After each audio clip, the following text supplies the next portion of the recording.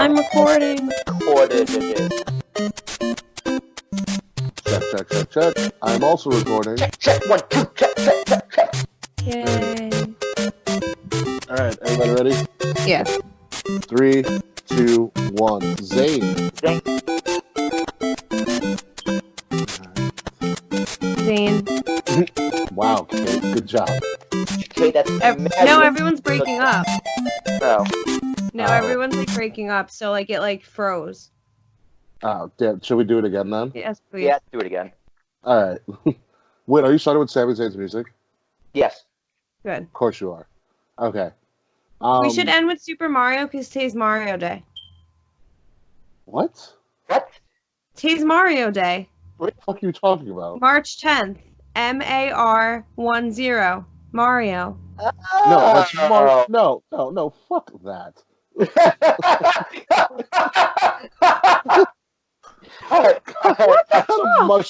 kind of mushrooms are you eating? I'm being dead ass. Hey Nash, you know today's Mario Day? He can't hear me, he's gaming. Hey Luke, did you know today's Mario Day? Did you know today's Mario Day? Get it? March 10th, MARIO? Go fuck yourself! Alright, I'm gonna delete this recording so we can start over. we haven't started yet, you shut up, Luke, I'm in my process! It's recording on video, right? Yeah, it's recording on video. Nice. We can call the episode Mario Day, though. I kind of like that. Mario. Okay. MARIO. 110, MAR10 day. Like it's like Rubik's Day, but just not retarded. Jesus, Mario Day. Get the fuck out of here. Alright, are we ready? Yeah. Everyone thought the recording's over, so it's easy for me. Fine. Hold on. Stop. Okay. No, fuck. I am recording. I too am recording. Okay. 3, 2, 1. Zane. Zane. That's better. I almost said Mario. Oh, well.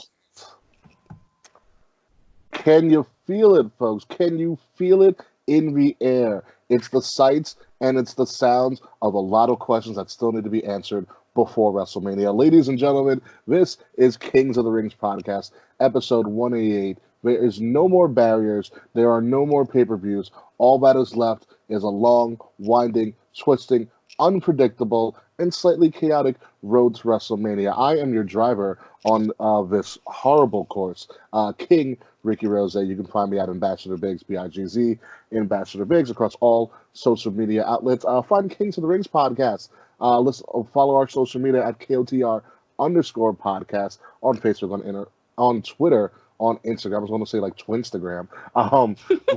Listen to us each and every week by subscribing to Wrestle Addict Radio wherever you listen to all of your podcasts.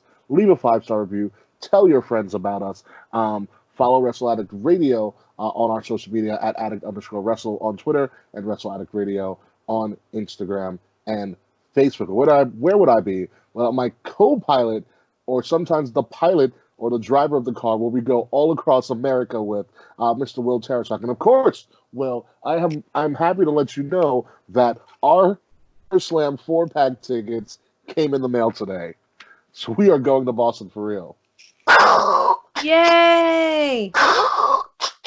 Man, if you're the driver, that means I'm riding shotgun, motherfucker. It's me, it's Willie T. It's T and Thomas, ARASHUK. I feel like I haven't done an actual intro like that in a while, but guys, I am sorry to talk WrestleMania, because it's WrestleMania season. We are going to get there. Well, I'm not, but I kind of wish I was, because this card is stacked beyond stacked, and I cannot wait. Kate Murphy, how excited are you to watch it from home with me? I'm sad I'm not going. Right? Like I didn't. I wasn't this year as stacked, in New York. Like last year, remember last year I was saying, I'm like, how am I going to do this next year from home? But then I didn't think I'd care, but now I care. You had the option of coming with me, and you guys both said no. Yeah, well, my bank account's a little tight, dude. That TV's still in the mail. Your TV didn't come yet? No, it didn't come yet. I'm gonna check tomorrow. Along with my more expensive apartment, as well as the couch we bought, as well as my love seat I bought, as well as everything else I bought, my moonlight I bought. I bought a lot of shit. And you owe me the money for SummerSlam. Yeah, and SummerSlam, which I have to buy. Yeah, I have a bachelorette party. I'm going to Cali in January. And I work a more unstable job. So I can't be I'm also a contractor, so I could be fired tomorrow. Oh, also the company I pay for, the one I run. So I have to beg a Dave, Ricky. I'm sorry. True, it's the Bank of Dave actually has got me a gift that he told me about after he went and saw Taker. Is it condoms? No. Although condoms would have been great over the weekend, but that's another story for a completely different show and a completely different time. It wasn't condoms now. We should have had Dave on the show this week, actually. He was at Elimination Chamber, so he could have given us a lowdown on everything that actually happened. In Philly? Yeah, he was in Philadelphia. I totally forgot it was in Philadelphia. That's hilarious, by the way. You never heard of that before? No, I've never heard that before. I've heard the city of brotherly love, but Philadelphia was great. You know what they need in the brotherly love? I can't hear Philadelphia with hearing Flipadelphia from It's Always Sunny. Nice. Yeah, did you guys hear the changing the Philly Fanatic? Why? That they're changing the design of it. Also, the state of Philadelphia Phillies might lose the rights to their own mascot. The whole thing on it. I go watch it on YouTube. It's fucking hilarious. Well, that's what happens. He's like, "Hey, all right, Fanatic, if you leave the Phillies, we want first dibs." They had a whole uniform made and everything. But Gritty's safe, right? Fuck Gritty's safe. Good. That's all we care about is Gritty. Not My Fanatic was trending on Twitter. That's what happens. You spend all your money on Bryce Harper and it gets you guys nowhere. Fucking idiots. Fucking idiots. Oh yeah, so guys, before we get into stuff, I mean, March has been pretty crazy for me. It's only been like 10 days because I got jury duty. Hey, it's better than coronavirus. It is better than coronavirus, and I still get paid throughout the whole thing. And I got selected as a juror yesterday, which I thought would be dreadful, but I honestly think I'm gonna like it. You get to sit inside and judge people. No, jury duty this week. I mean, I don't need to be in a court to sit inside and judge people. I can do that quite easily on my own. Isn't that kind of like your job? No. His job is to guide people. Help people. I'm an investigator. Is my actual job. What my trade was, what I went to school for, was obviously therapy. Which, yes, that would be to guide people. And secretly judge them. It's this whole thing of dualistic thinking. But as an investigator, I'm supposed to be an unbiased person who seeks out the truth in things. And so when I kind of told them what my job was when I went to jury selection, it was like, fucking sharks smelling blood. They were like, "Oh, you do this all the time, don't you?" And I was like, "Yes." And in my head, I was like, "Shit, I'm gonna get picked." Yeah, you gave them boners, dude. Pretty much. Pretty much. I was like, "Oh, god damn it!" I was like, "I'm never leaving this courthouse." Live. Yeah, it's all right because it's paid. It's a paid 1 week off from work, and it's like a 5-minute commute. That's good. Oh, the Hempstead Courthouse? No. Mineola. Ah, Mineola. Yeah, Supreme Court. Come on. Yeah, right. Ooh. Yeah, we're gonna do things the right way. I gotta go through metal detectors every time I enter the fucking place. I think that's any court, even Wrestler's Court, especially Wrestler's Court. Especially Wrestler's Court. It's a lot. You know what? They make sure the bottle caps in the beer get detected. Can you imagine? Can you imagine? If you don't go out, to turn your ass right around. Can you imagine that before they entered the elimination chamber, they had to go through a metal detector? That'd be great. Like, no weapons allowed in the chamber. Go fuck yourself. Yeah, right. Could you fucking imagine? But let's get into elimination chamber. It wasn't the greatest.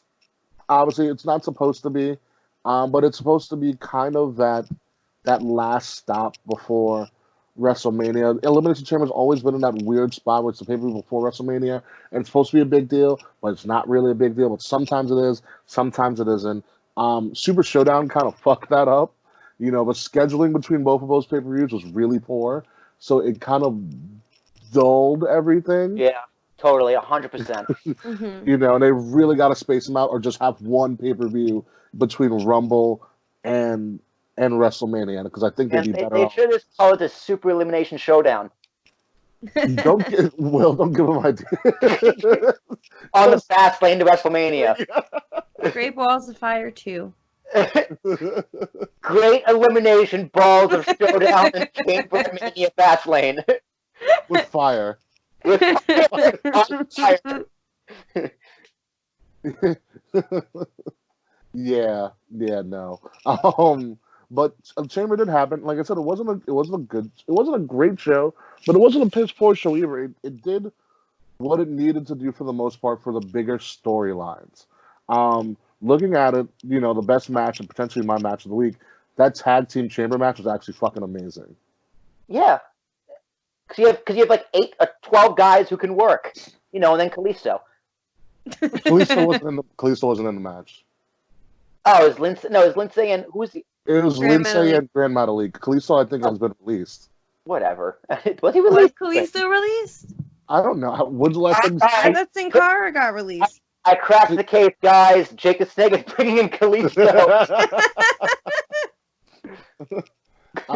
Whatever. It was everybody but Kalisto. No. According to Wikipedia, he is currently signed to WWE on SmackDown. Wow. I don't even think SmackDown officials know that. He's on SmackDown? Road Dogg doesn't even know that. Oh, man. So, yeah. No, I thought the tag team match was great. I was really upset that Miz and Morrison won, but I think that's the idea, obviously, because I was hoping that we would get some inclination of a rekindling of a New Day and Usos feud, because they would just do magic on a Mania stage. Like, if you give the Usos and the New Day a proper 20 to 25 minutes at Mania for the tag titles, I feel like they put on an amazing show. Yeah, definitely. But, like, where would you put them in a stacked card, dude? Like, match placement, Vince must be like, fuck, dude, what did I do? Paul, help me out here, damn it. Well, there's so many singles matches. They haven't even announced the tag team championship, anything. That's true. Or the mid-card titles. The mid-card titles are kind of in limbo right now. Very true. I think the mid-card title, especially the IC, I don't know what the hell we're doing with the United States Luchador Championship at this point. Right? The Mexican United States Championship. Yeah. The Latin American Championship. Pretty much. The Latin American Championship. The United Latin States Championship. Exactly. I think the IC title has a better fitting into a storyline right now than the Latin American free for all. Yeah. So speaking of which, Sami Zayn, for the first time since being on the main roster, has finally won a singles title. Oh, goddamn, dude. Yeah. Yeah. You know what sucks? I'm happy for Sami. I've loved Sami Zayn's character. I loved everything about Sami, especially in his NXT run when he was the ultra hot babyface for a long time. And he won, and I want to be super happy, but his character doesn't allow you to be super happy for him. I'm happy because I'm still Sami happy. Zayn. It's effective. He's very Y'all effective. know I love Sami Zayn to death. So, like, no matter what his character is, I'm going to freak out when he wins. Yeah, no, he won. It was great. It just, he's playing, like, this kind of Fidel Castro-esque character. It's weird. At least with beanie, pants, the only thing he's missing is a cigar, and, like, murdering people. Yeah. Other than that, he's got it. Yeah, pretty much. This is the first time he's actually wrestled on a show in, like, what, almost a year? I think so. He's come back. Yeah, ever since he came back, it's like one of the first times he's wrestled in a long time. Like, he just became this really weird manager role guy, and then they just never let him back into the ring. But he's good. He's won the IC title. I think this is going to lead to some sort of either a fatal four-way, a ladder match, or maybe even a triple threat. Because I don't see him, Cesaro, and Nakamura lasting too long as a group. I have no idea. Like, SmackDown, like, okay, when it comes to WrestleMania, Raw is Pretty set. it's set. SmackDown is the main events is set. The For the smaller most- matches aren't. The Not at mid all. card, and it's just like, what is Otis and Mandy gonna do? All right, that's all I care about. I just want. Luke and Nash also popped when Otis ran through the pod. All right, they I popped think that. everybody popped when Otis ran through the pod. I think because like here's the thing: when Otis ran through the pod, I don't know if that was supposed to happen because he fell like that wasn't supposed to that wasn't like a protected fall. No, that was totally supposed to happen. Yeah. But like if you watch how he fell like feet like straight leg like that's how you break your feet. Like when you Yeah. fall. I mean, you're also running through two things of plexiglass. True. Mm-hmm. It was just here's what's gonna happen. The Otis, Mandy, and Dolph storyline is gonna be the last thing on the pre-show. Watch. Probably. Yeah, it's not main card material. Sorry. It's gonna end with Otis and Mandy making out, tongue and all. Yes. Oh, Mandy it's is gonna be gonna- amazing. See him right in the balls. It's gonna be a fake out live sex celebration. Oh no, absolutely not. Not allowed. Not on my watch. No, I wonder how negotiations were about to go on. I was like, all right, Mandy, you're gonna go out there and you're gonna make out with Otis. Excuse me? For $50,000. Okay. No, 60. 65 and you got a deal. No, 65. I'll come out. And he has to use mouthwash.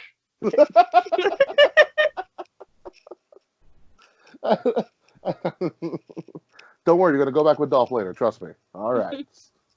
Better hold on to that word, Vince. I want that in writing. It's too funny. But yeah, Otis and Mandy are gonna be the last thing on the pre-show. It's gonna be a huge pop. It's gonna kick in the balls and leave with Dolph. It's gonna be the reverse Trish Stratus, in Christian. Jericho. Oh, Christian. I was just thinking that. It's gonna be the reverse angle of that. That or she makes out with Tucker. Maybe Tucker steals him. I still think Tucker is up to some shit. I don't know, but Tucker's crazy athletic. That big man did a freaking somersault from the top of the pod. He climbed the chamber, number one. Which I did And he's not a think. freaking height. Yeah. I don't know if that's true, but I'm just saying it anyway. So he did a lot there. So the Otis and Mandy thing and Tucker's is really probably one of the best storylines in wrestling right now. The one that, Stupid. It's the most is- entertaining in WWE right now. it is stupid, but it's so stupidly entertaining. And so is Kevin Owens and Seth Rollins because now it's become a fight over popcorn. I just loved last night on Raw. He like points and then just throwing the popcorn. Seth just Rollins love- is really growing on me. He's becoming a dumbass. He's becoming a It's just dumbass. Monster. his promos are really growing on me. All he needs is a pulpit and like an organ player in the background. He needs a robe, dude. He needs like the priest robe He needs a pope hat. And a crown of and a thorns. pope hat. Dude, a pope hat would be a pope hat. I would lose it. His Mania entrance. Yes. Yes. His Mania entrance is going to have a choir and a pope hat. I can see it now.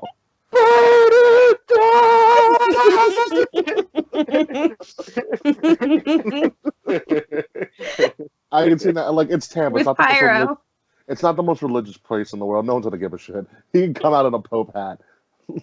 And a pope mobile. He'll just take the Broserweights golf cart. Yeah. Oh my goodness. I did love how Seth Rollins tried to convert a Satanist to follow him. Yeah. I was like, what are you doing, Seth? Oh, it was too funny. But KO and Seth is pretty much official, which is going to be a great match. I might open up the show, which Probably. I wouldn't be upset with, to be honest with you. KO and Seth opening up Mania will be a pretty awesome way to do things. Where I'm going to be interested is like where they're going to put Undertaker versus AJ Styles, because it's official as of next week. They're going to do a contract signing because that's going to go well. I also heard it might be a casket match. Which I'm more than okay with as well. And then there's another rumor that American Badass Taker is supposed to come back too. That I would not be okay with. Yeah. Probably show up as a dead man twice. All right, that's not happening. Yeah. I did love his appearance at Elimination Chamber, Yeah. where he shows up and he's just choking everybody. It was so good. It was like,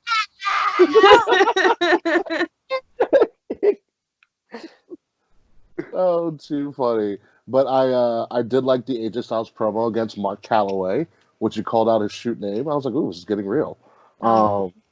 did he call him Galloway or Calloway? He called him Calloway. I thought I called him Galloway. That's He called him like a washed up Mark Calloway. And then said him and Michelle aren't even married. Where did that come from? I was like, what a random thing to add to the story. Are they not married? No, they are married, aren't they? I thought they were. They are. I know Michelle McCool stole AJ Styles' move, but Hey that's all. Siri. Are The Undertaker and Michelle McCool married? Okay, I found it on the web for The Undertaker and Michelle McCool married. What does it say? I'm sorry. He said, "I'm sorry." Yeah. Are they not married? Oh my god, The Undertaker. Michelle. Are they married? I'm sorry. Oh man, Kate, that's Google telling you that he's off the market. yeah. It's number one bites the dust. According to Wikipedia, they got married in 2010. Yeah, they have been married for a while. It was really fun. I was not listening. I was reading one of Diva Diva's tweets about Edge and Randy, which we'll get to because Edge and Randy is fucking amazing. About how Beth Phoenix took an RKO for Edge, and she's like, "What are you gonna do, Michelle McCool? You're gonna take a Styles class, McCool, huh?" Oh man, but let's sidebar to it because Undertaker and AJ, phenomenal one, Richard the Phenom. I finally predicted it into existence after 3 years of saying this on the show. Mm-hmm. Something like that. Something like it finally happened. Edge and Randy just keep getting better and better, but we just need fucking Christian. That's all I want. Maybe Christian comes right before Mania. Like the go home Raw. It's got I mean, we still have like three or so weeks left, so I'd be fine with that. He just needs to show up. What if he doesn't? Then that's a lost moment. Mm-hmm. If you're going to really bring out this whole thing, and plus, it's not even just the Edge part to bring Christian in, it's also the Randy Orton part, because when Christian had his championship runs, his rival was always Randy. Mm-hmm. Yeah, that is true. In like 2011? Yeah. They went back and forth for about, I think, 4 or 5 months? Yeah, give or take. Give or take. Yeah, so it would make sense for Christian to insert himself in there, because he knows both sides. Maybe Christian becomes a special referee. Who knows? But it's good to see Edge back and spearing people and RKOing people and running after Randy. You know, all the good stuff he's made for. But that's going to probably be the best match of Mania, honestly. They're slating it to be, but it depends on where they put it. But then again, at this point, there's so many matches that can steal the show. I feel like it would be third from main event. Ooh, that's a hard place to put it. But it could work. It's hard. It's hard. They're in a tough spot with booking all these matches. And we also have to hope that Mania is not as long as last year. It will be. Trust me. It's gonna be longer. Yeah. Oh my god. Come on. That was the one thing I hated about Mania was like the show was on April 6th. The main event was on April 7th. Yeah. I was tired. It's fine. At least the rain held up until right when the 3 count hit. Yeah. The clouds were like, "Oh, fucking finally! All right, let's release this shit." The clouds are holding in a leak. Yeah. They're like, "Come on, damn it!" But yeah. So last but not least, from Elimination Chamber, we have the very divisive main event, where as we all knew what was going to happen, Shayna Baszler was going to win.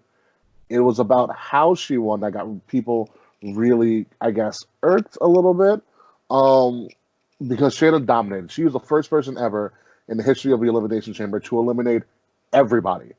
She's a one-person army. Okay, she is being built as the Brock Lesnar of her division, just this unstoppable kind of force of a woman. Okay, and that's how she's built up to be. We say WWE doesn't build characters with their storylines, but we just got a story being built with this person. We just got character development, and now we're kind of rejecting it. And I find that very, very interesting. I just don't think Shayna Baszler is worth the hype. I've never found her to be worth the hype. You know, What's up? to an extent, I agree. It's like she has the look, she has the presence, she has the promos, but then the bell rings. Like, I'm not captivated by her at all. I lose interest during her matches. Does she all the time. Does she need an elevated moveset? Or more not elevated, a more varied moveset? Yeah. She does not be boring in the ring. Her matches are boring. It's Elimination Chamber. And she herself is not exciting. I mean, you can say the same. You can say the same thing about Brock. Brock doesn't have a varied moveset. Brock's matches are predictable. Brock's matches, for the most part, aren't really that exciting. Brock's matches are a joke. They're not boring, though. In essence, they really are. That is true. Suplex here, suplex there. Someone's going to try to make a comeback. Brock's going to sell for a little bit. Then they'll suplex again. Then the person's going to do one last comeback.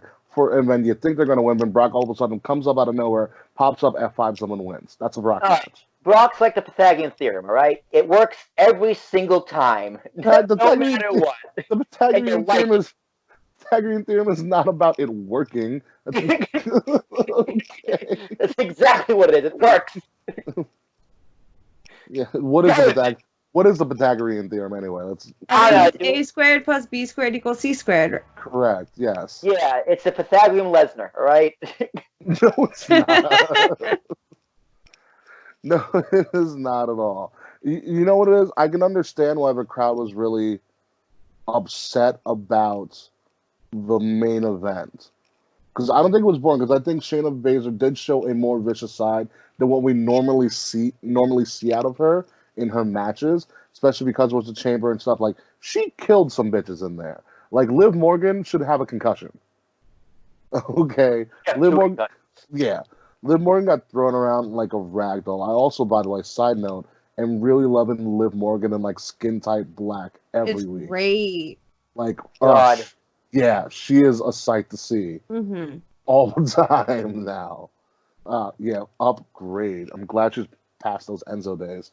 But you know what I think it was? It was, and I mentioned this before we went on air, but it was she did a clean sweep really quick, like almost too quick, and WWE still kept the same time frame in between pods. Like, it's really funny because during like the Royal Rumble, you can clearly see what WWE like cuts out time here and there. Yeah. But in the elimination, actually run the clock for 5 minutes, and they kind of forgot. Like, shit. Yeah, and it sucks because at this point, and they're in a chamber, so it's not like Shayna can be like, someone give me a microphone so I can talk and BS. Right. You know, she wasn't able to do that, and you kind of leave your star that you're trying to make in kind of a dead zone where all they can do is like pace around and, you know. She was just hopping. Yeah, do all of her shit, and then obviously no one can understand what Asuka's saying in the pod. I mean, the shit her and Asuka did worked, though. Yeah. Asuka's elimination was the best out of all of them. But then Asuka even got buried, like, really quickly. Yeah, I thought when Asuka was going to come out, they were actually going to give them, like, an extended match, because that's something we had never seen, because Asuka went up and then Shayna became the new dominant person in Asuka's place in NXT, so they like just missed each other.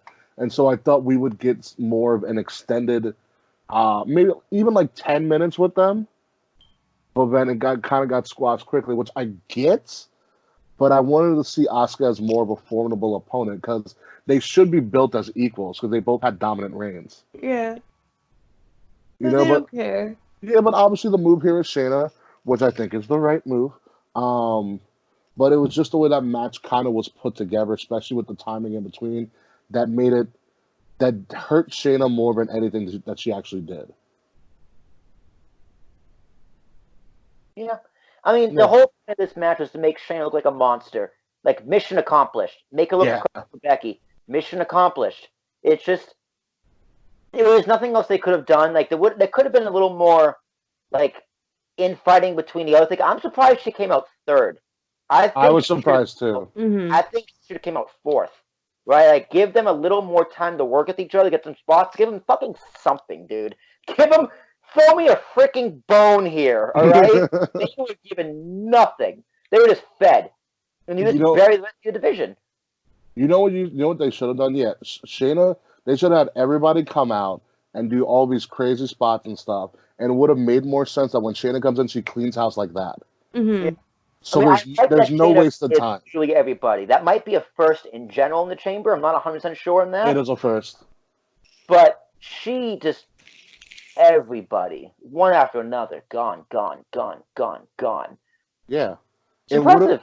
Yeah, it was impressive, but it would have been more impressive if she was the last person. Yeah.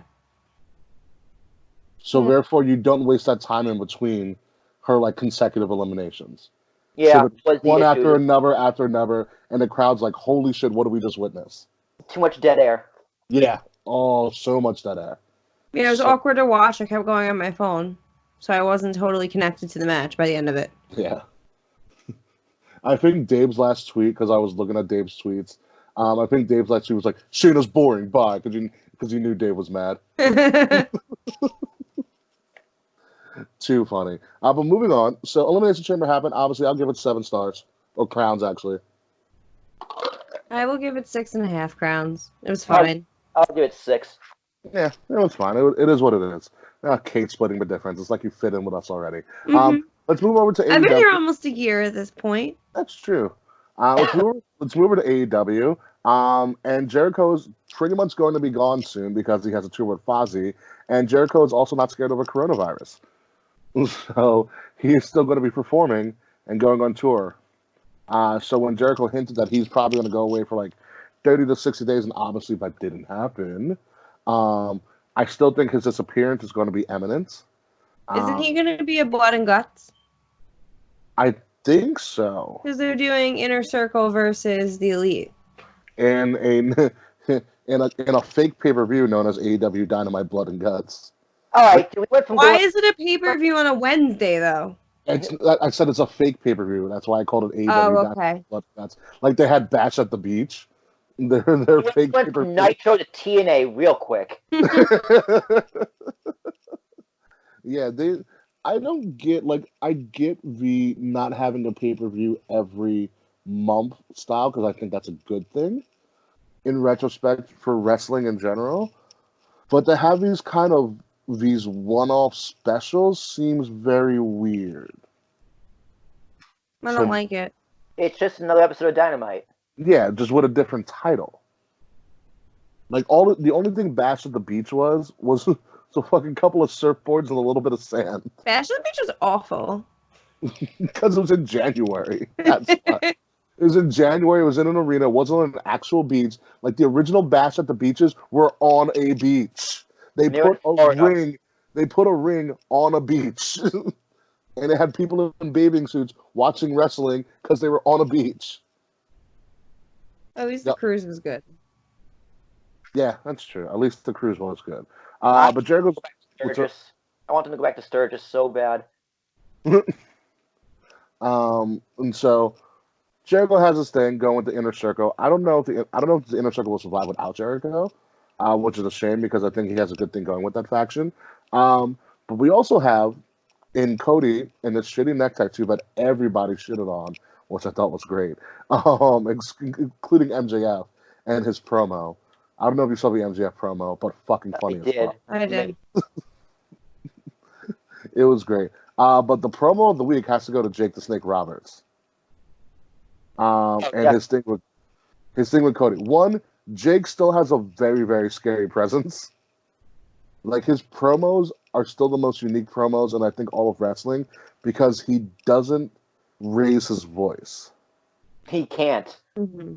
Well, yes, but but even when he did have a voice, he never raised his voice. Yeah, he was always a subtle, creepy. Very subtle, very creepy, very just weird. A lot of cryptic stuff he said in his promo. The Caesar thing, I think, is overplayed, and I think it's kind of a red dragon per se for all my philosophy majors. Um, that he's putting out there for no reason. Um, Red but herring. red herring, my friend, not a red dragon, red herring. Um, thank you for the correction, Will. But I think there's something interesting about this client. So who do we think Jake the Snake's client actually is? Wrong answers only. Matt Hardy. Brock Lesnar. Disco Inferno. Oh, go fuck yourself. I also like the shot he took at Arn Anderson, that one trick pony. I was like, wow, him and Arn must really never got along backstage. Oh. But I also found it really interesting. I don't know if anybody notices, except for me. Jake the Snake's cutting his promo on the mic, and he's wearing his WWE Hall of Fame ring. Was he? I did notice that. Yeah, he's wearing his WWE Hall of Fame ring. I was like, oh, someone should tell him this isn't Raw.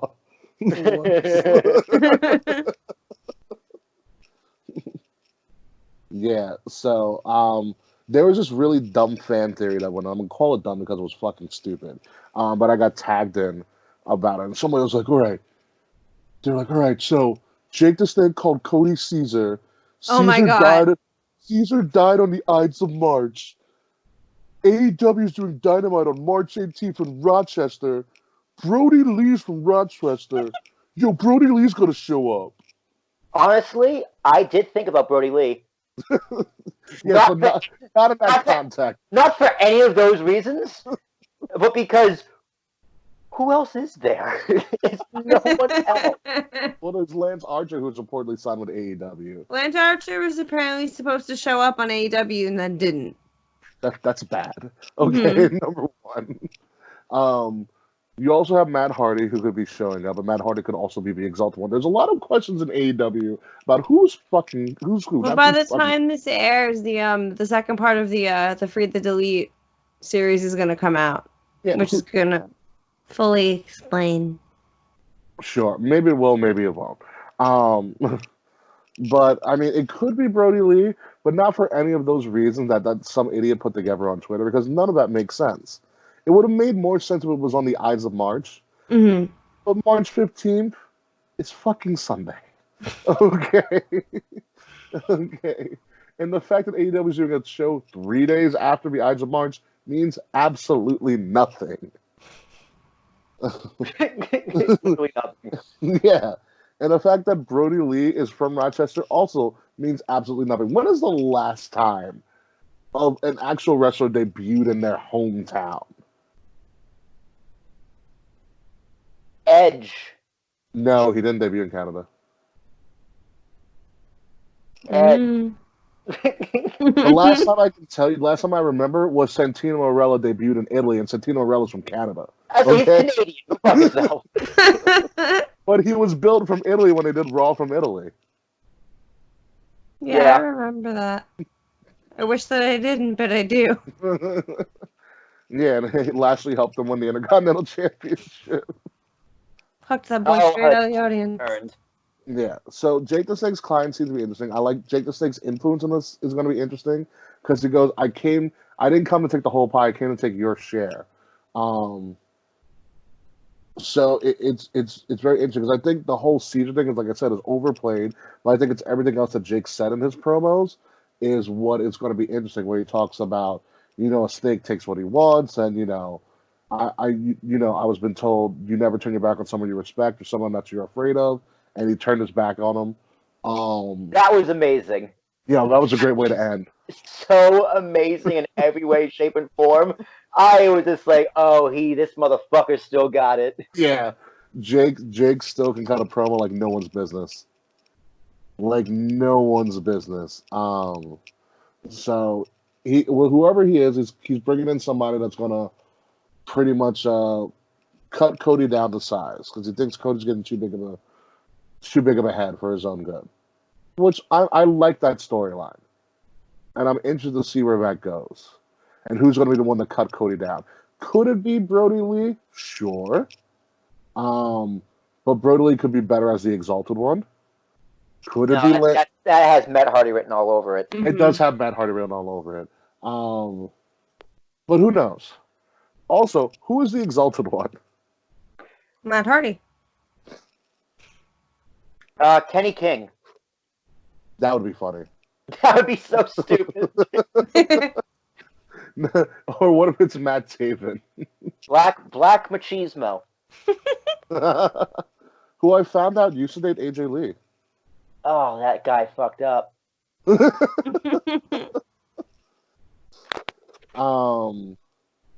Bully Ray. Oh, God, Right. no, please. Only if his wife is involved.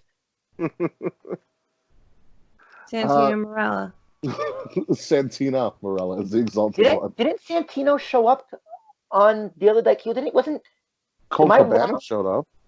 Fuck Cole Cabana. Like, who walked out with someone that gave him a hug recently on AEW? Maybe it was at Revolution. Wasn't Arn? Well, Arn was out there. Was it? No, for some reason I think Santino Marella showed because maybe I was just high or just watching it, dreaming. I have no idea, but The fact that you're dreaming of Santino Marella is really scary. dude, I have wrestling dreams all the time. I had a lucid dream in high school once that I was wrestling Rey Mysterio. Did you win at least? I aimed for the knees and I still lost. Are you serious?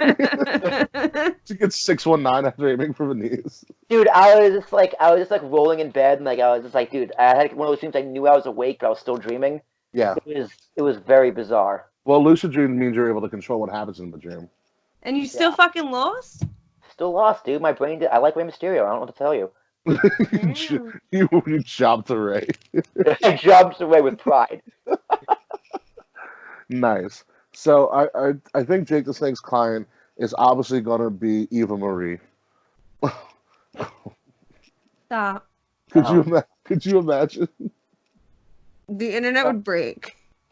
I'm here for it. You know what? Fuck it. Eva Marie for Exalted One 2020. Goldberg is Universal Champ. Eva Marie is the Exalted One. Let's keep it going. Honestly, if you think about it, Eva Marie would play a great Exalted One. She doesn't have to say shit. All these random dudes can be praising her presence. Doesn't have to wrestle. And all she has to do is look pretty. Which she does a good job at anyways. Have her wear a mask.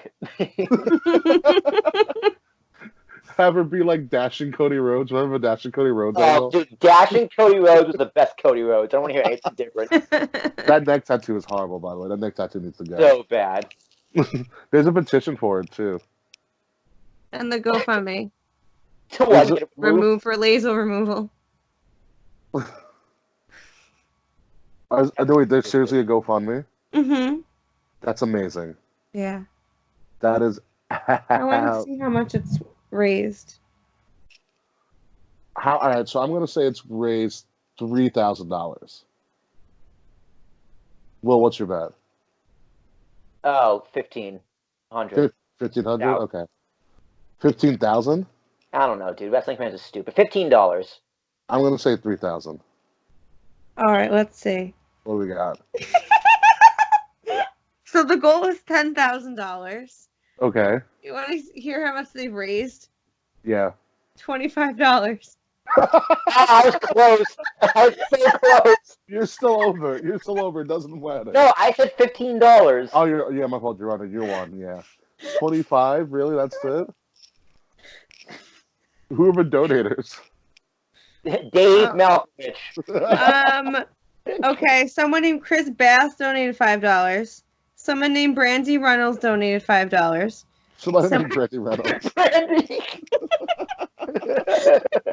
Someone named John McCartney donated $5. Someone named James Cornette donated $5. And You mean Jim Cornette? Yep. And someone named Michael Kennedy donated $5. So Jim Cornette, Mr. Kennedy, Brandy Rhodes. Yeah. Oh, there There's What? like comments with the donations. What do they say? James Cornett wrote, "It would have been less of a turnoff if he got Dusty's birthmark tattooed on his stomach. It's like a bomb pop nutted on Bart Simpson's face. Give Hangman full rope. That's His definitely action the figure real has Jim one. Cornette. That is Mox- definitely Jim Cornette. Moxley's looks like Christian Bale's machinist." And Yeah. then Michael wrote, "Oh God, I'm donating because I've been through cancer twice, and yet somehow neither of those near-death experiences were anywhere near as painful or humiliating as the pain and shame I felt when trying to watch Cody wrestle MJF while violently face-palming at the garish and nauseating midlife crisis that was going on the side of Cody's neck. Speaking of which, it's been like 6 hours now, and my hand is still attached to my face. Do I have to seek medical treatment for this like you do with a boner, or what? Because if I'm going to make a trip to the ER, then I guess I better get the doc to have a look down there too, since I've been existing in a persistently erect state ever since Orange Cassidy's entrance pyro somehow managed to give even less of a fuck than he does." Oh my god, that dude went in King of the Night. That guy. Wow, that was beautiful. So yeah, if you want to donate to the Cody Rhodes tattoo removal, they raised $25. Wow, that shows you how cheap marks are. Yeah. $5 to that guy. Can we make him an honorable Patreon member for that? Wow, that was beautiful. I love this. Shout out to our patrons. Love you guys. Yeah, shout out to our new patrons. We have brand new patrons coming on here and there. So yeah, join our patrons, $5. We have a merch store. We have merchandise coming on. We've sold almost like $100 worth of merch in less than a day, by the way. Shut the fuck up, really? Yeah. That we bought. What's up? Which is stuff that we bought. No, the Vast family bought some stuff. AJ bought a shirt. Oh yeah, AJ did buy some stuff. She's Mhm. phenomenal. Yeah. Isn't Wow, keep denying. Keep denying. Anywho, so we're gonna go check our merch and see what other merch we can put together. When we come back, we're gonna talk a little bit about NXT, a little bit about SmackDown, and some notable stars returning to SmackDown this upcoming week, and some other stuff going on, including an FCW documentary. WWE has a no-touch rule, and Dave Meltzer has officially lost his mind. We'll be back after this. Dave Meltzer watches wrestling. You know what I found really funny? Because I was watching, I hope we're on break. Yeah, we're on break. You know what I found really funny? I was watching the replay, and they were showing the highlights of the tag match. Obviously, they had all these comments about how good the tag match was, and it was one quote that said, "This might have been the best tag match I've ever seen in the world. Period. Dash Dave Meltzer." I was like, no, not credible. Sorry. Was that for Revolution? Yeah, It honestly, dude, name a better tag match. I haven't watched it yet. What? I haven't watched it yet. What? It's amazing. Okay. You Yeah, still haven't watched Revolution? No, I haven't watched it yet. Oh. You're not gonna watch it. Sorry, I couldn't watch AEW Revolution during jury duty, although I really wish I would have. You pop in the stands. Now I'm explaining Mario Day to AJ, and I think he thinks I'm equally as crazy. That's your boy. I like it. Just saying. I'm on board. Thank you. It's Mario Day. It's not Mario Day. But what do you think of a new logo that Anthony made for Zachary? It looks really nice. Hang on, let me go on to the group me. Is it in the group me? Yeah. Which the business one? Both of them, I think. Oh, for fuck's sake. Okay. Well, This video just sent- Nate. Huh? This video in Nate. How far to scroll up this shit? I don't know. Teespring. Did I explain to you how Teespring works? I don't know if you read it yet, Will. I glanced through it, but I didn't read it. Okay, I'll tell you pretty much how it works. So all the merch that I created is part of one listing or like collection, as I'll call it. So what we can do on the shop is have multiple listings under the same store. Mhm. So what I plan to do is like there's obviously that's the war listing. Then we'll have like a Kings of the Rings. We'll do merch. Ooh, I like this logo. Yeah, right. And if you look closely in the shadow script under it, it says YLP. Oh, that's clever. Yeah. Ant's gotten pretty good at logos, dude. Not gonna lie. Yeah. Well, people keep using this stuff. I mean, he's getting a lot of business from it. Good. He has 2 kids. Yeah, that's why he has a lot of business from it. Mm-hmm. But so what the idea is, like I mentioned, we're going to do a listing for everybody. So every show is going to have a listing, obviously, and so we would create merchandise based on what we want our logos to be on. You know, and then I'm going to have Kate do an all women's listing. It's going to be the HBIC line. Mm-hmm. And then I'm obviously going to self promote my King Ricky listing. And Will, if you ever had a logo, we'd make a listing for your logo too. I have an idea for when I have one. It's shit. Just talk to Ann. He'll just jazz it up for you. Yeah, but I don't care that much. So on and so forth. I mean, the only person that actually has his own logo is also Fretz. Besides me and you, Kate, Fretz is the only one with, like, his own logo. That's true. Slack was really funny when I showed him that we came out to Teespring. He was like, you really missed an opportunity to put in "fuck you, Slack" as a shirt, and I was like, just wait. I saw that. Just wait, Slack. Patience, kid. Patience. Yeah. Baby steps. He's a Patreon, right? He's a Patreon? Mm-hmm. Yeah, we finally convinced him. Charles is a Patreon too. Yeah. How many we got now? 8. Hey, I'll take it. Yay. Yeah, we have 8 so far, and I think James Storm still follows us. Yay. So funny. Also, what I found out in the March update from Patreon, we can put promo codes to our merchandise. Okay. So like we can do like so when I figure out how to sync it with Teespring, we can be like, if you join our Patreon, you automatically get 10% off any merchandise you buy. And we can give them like an exclusive promo code.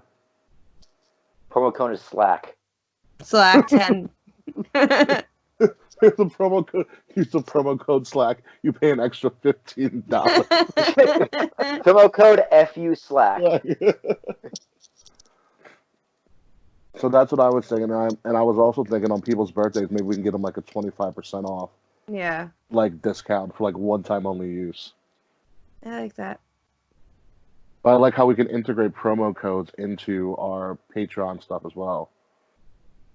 Because that'll be a cool thing. Now we're going to be like, oh, you join, you get 10% off anything you buy at the store. That's good. So, and what is it? Patreon also has like a Snapchat-like feature where we can do a personal story to all of our Patreons. I know a lot of bands do that. Which I might do experiment with during Mania? During Mania, yeah. That's smart. Do a public chat Snapchat, do like a Patreon only Snapchat. Yeah. And all of that hot shit. But yeah, that's what I want to do with the Teespring. Everybody gets their own line of stuff. And we'll design, obviously, our Kings of the Ring merch on like what we want our shit on. Mm-hmm. Kate, you'll probably be the only listing with leggings. Yep.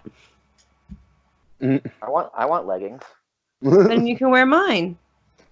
No, AJ already wears your pants. Oh. I don't want to think of that either. Let's see what we got. Ooh, actually, we've already profited $71. Holy shit. Mm-hmm. Let's look at the analytics. 5 orders. Well, 9. you connected the what do we have? A PayPal? No, I didn't do a payout yet. When I'm ready to do a payout, I'll connect it to the PayPal. Gotcha.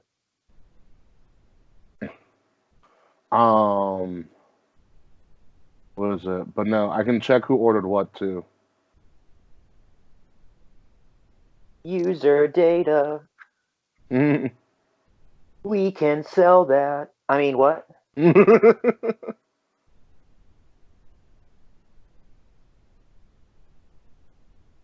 I would never. I mean, I totally would.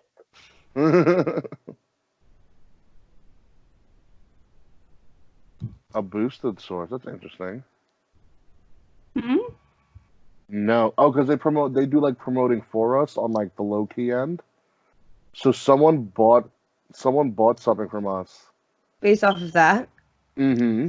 Oh, that's awesome. Someone bought something at 6:22 in the morning from a boosted meaning like a promoted like ad for us. Yay! Because a lot of our stuff were direct. Like someone bought a classic black tea at small. It's apparently you, Kate. Mm-hmm. You were our first order. I was? Yeah. Yay. Someone bought a tank top. AJ. The mug, the hoodie, and the long sleeve tee is somebody. Oh, I think that's the vases. Mm-hmm. Then I bought 2 tees and a beach towel because obviously I'm going to fucking Florida. A beach towel. We have a Wrestle Addict Radio beach towel. I thought the beach towel was stupid until I realized I don't own a beach towel. And then someone bought a small black tee. I don't own a beach towel either. I had one. I forgot what happened to it. Oh, I do have one. It's well, one I had to throw out. Then one's currently in my bath mat. Yeah. And there's a lot of stuff we can do. If we had enough followers on YouTube, we can do a YouTube merchandise store. Yeah. Messages. Ah, it's the storefront, sorry. Yeah, we got a lot of good stuff. The store looks great. Yeah, I mean, we're just going to add more to it as we keep going along. And plus, there's a shit ton of colors for everybody. Which I was really excited for. Flowy tank top. I'm impressed by the colors. There's so much. And we've sold so much already. We can get a free sample of one of our merchandise. Fuck yeah. Promotions. We can create promotions. Oh, we can create our own promotions. Nice. Discount. Or free shipping within the US could be a promo too as well. That's great. So overview, what do we have? Yeah, we sold some. So if we get on, yeah, we can get a sample of what products we get a free sample of. Breaking news: Nia Jax has been medically cleared. Nice. All right, we'll open up with that when we come back. She's scheduled to be at SmackDown on Friday. Oh yeah. You ready for her to beat Bailey? Yeah, definitely not Sasha. People think Paige is legit coming back. No, no. I don't. That would be dope. Paige versus Bailey. Yeah. But it's not gonna happen. Paige is gonna come back in New Orleans in like 4 years from now. Because she debuted in New Orleans, she retired in New Orleans. She's gonna come back in New Orleans. She met Del Rio in New Orleans. She met Del Rio in New Orleans. Ew. And Brad Maddox. Aw, and Xavier.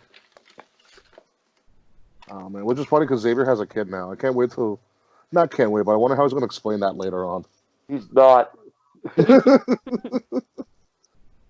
Oh well, you would have enjoyed it on the New Day pod. They're doing this tournament of the greatest TV show of all time. Oh Jesus! So they had the vote. They voted on. They did the opening round. So it's obviously there's 3 of them. So it's always 2-1. Like Game of Thrones lost in the first round in an upset. To who? I forgot. You got to listen to it because it gets really heated. I think Golden Girls got knocked out too. Good. Fuck them. I would probably say it's The Sopranos, Breaking Bad, or The Simpsons. Did The Simpsons make? The Simpsons, I think, did make. I think The Simpsons beat South Park. Yeah, it has to. So it was a lot. It was the part 1 or 2 because they did the opening round. If I can find the bracket, I'll show you. But it's a pretty intense bracket. All right, so ready? Mm-hmm. Yep. All right, 3, 2, 1. Zane. Zane. All right, ladies and gentlemen, welcome back. Kings of the Rings podcast exclusively here on Wrestle Addict Radio. We are coming back now with some breaking news. According to our very own buzzing Queen Bee himself, Kate Murphy, Nia Jax has been officially cleared for competition. So the person who is not like most girls should be coming back and is slated to appear on SmackDown this Friday. Is it going to coincide with the return of Paige, who's going to confront Bayley? Maybe, maybe not. But we are going to see what happens with that. So yes, folks, Nia Jax officially cleared for in-ring competition. We will see how that goes. But before we lay the SmackDown on Friday night these days, which has a lot of celebrity comebacks in the past couple of weeks, let's move on to some NXT news. And NXT is really shaping up their Tampa card, and that Tampa card is going to be fucking amazing. Chelsea Green has been the first person to be selected as a member of the ladder match for the number one contendership. Yeah, Chelsea Green and the Robert Stone brand. She's obviously, they're booking her to be kind of a top heel. I don't buy it. I buy it. I think it's fine. I don't buy it. She sucks. I'm not into her at all. She's much better than Britt Baker. Yeah, but that's not hard. But it's also because WWE wise, I'm like, all right, Chelsea Green doesn't need to speak. We can have an obnoxious white guy who wears pants that are not his size just speak for her, and that's what makes the gimmick work. It's Robert Stone makes the gimmick work. Does it? Does he? He does. I don't enjoy him either. You're not supposed to enjoy him. He's supposed to be an annoying piece of shit, and he is. But I can't even. I enjoy to be annoyed. I want to be annoyed. I don't enjoy this annoyance. It's just annoying. It's not entertaining. Annoying. It's just annoying. I enjoy him. I think he's a great heel. He's a different type of manager because he's like, I'm building a brand, and so that usually means there's more people that are going to be a part of his Robert Stone brand. It's not like a Paul Heyman guy thing. It's a Robert Stone brand, so it's kind of Titus Worldwide. It's kind of a flip on the whole managerial thing. Fucking rest in peace, Titus Worldwide. That clique had promise. They had the power of Tozawa. I forgot that even happened. Yeah. Bring it back into my memory. The power of Tozawa was great. He helped them win the Cruiserweight Championship. Yeah. I hate you so much. That was a great time. I love that fact, so I don't care. I wore Titus Worldwide when we went to New Orleans. That is the last time that Christina was happy with us and took a picture. Wow. Speaking of which, I totally forgot about this, and I was going to open up the show with this, but it just, kind of clicked in my head now. It's been 1 year since we flipped the wrestling podcast world on its head, Will. Oh, yeah? Yeah. It's sort of on my time hop over the weekend, like the entire Twitter argument we had. Yeah, oh, that's hilarious. Yeah, so happy anniversary to us totally shitting on everybody. And when I actually used Twitter for a week. Yeah. The work was a year ago already? The work was a year ago, and having half of our fans hate us and never speaking to us again. Except me. Yeah. You know what was real when, pretty much every member of the Valkyrie at the time was talking to a different one of us, trying to figure out what was going on. Oh, it's officially been a year since Nikki texted me. Yeah, baby! She didn't leave you on red. I don't know, maybe. Fuck if I care. Oh man, that should be our throwback Thursday. I'm gonna bring up the work logo. Remember when I did the new KOTR? Oh my god, dude, that was so funny. That was amazing. I loved it. Every second of it. Maybe I'll post it as a throwback Thursday across all of our social media to see who remembers it. You should. I forgot you changed the whole logos for the week too. I changed it everywhere. I changed it everywhere, and that's what really fucked with people. Because they're like, "Oh, we're just doing it on Twitter," and then I did it on all of our social media. Oh, you're a dick, dude. Such a fucking dick. It was so good. That's why everybody hates us. I told you no holds barred, so I liked it. It was great. It was absolutely great. I remember Right before I cut the promo, the day of when I cut the promo, the former queen had texted me and was like, "What the fuck is going on?" I was like, "Oh, Will seems to be." I was like, I played it off like, "Oh, I think he's just a little angry. He'll come back to it, soon." And I was like, "Yeah, no hard feelings." As well, I think he's just, a little upset about stuff. And then I cut the scathing promo on you as soon as I got off the phone with her. Oh, Amazing. man. What's up? Nikki was just like, I hate seeing you guys fight. Like, let's be friends. Like, I feel really bad for you, but like, I guess I kind of get it. It's like, oh, God. She's like, if this is all work, I'm never talking to you again. I was like, fuck. Well, she kept her promise. She really did keep her promise. And now I only talk to Dave. She's like, this is really a work. I'm gonna be so pissed. Yeah. Remember how bad Mr. Fretz got pissed at us? That Yeah. I thought Mr. Fretz was never going to talk to us again. He got so upset. He got so upset. That's how we found out about Jermaine, remember? Yeah. He tweeted us one day. He's like, "You guys got me," and we were like, "Who the fuck is this Jermaine guy?" I was like, "Wow, he's a really big fan." Some people. The best part about the work, as I'm going down memory lane, is when we had the troll Wade in person at Evolve. Dude, that was hard. That was actually difficult. He bought it too, hook, line, and sinker. What did you do? Dude, I started to buy it. I was like, is Vicky really mad at me? So in the middle of the work, we realized we had to show up at Evolve together. Mm. And so Will and I were like, and Dave was with us too. And Dave was obviously supposed to be the one I was supposed to take my side, but he ended up playing like neutral Nancy. So annoying. Yeah. So what happened is that Will and I went to Shine together. No one was there. Mm-hmm. Okay, so it was fine. We were talking. We were BSing. And we were BSing before the Evolve show, and Dave was there. As soon as Wade showed up, I turned my back to Will, cut Wade off at the pass, and started talking to Wade so that Will can get some time to kind of be like, "Don't talk to me." Mm-hmm. And literally, it was. Yeah, and then literally when we sat for the show, it was Will on one end, Dave in the middle, and me on the other end. Yeah, exactly. You're so dramatic.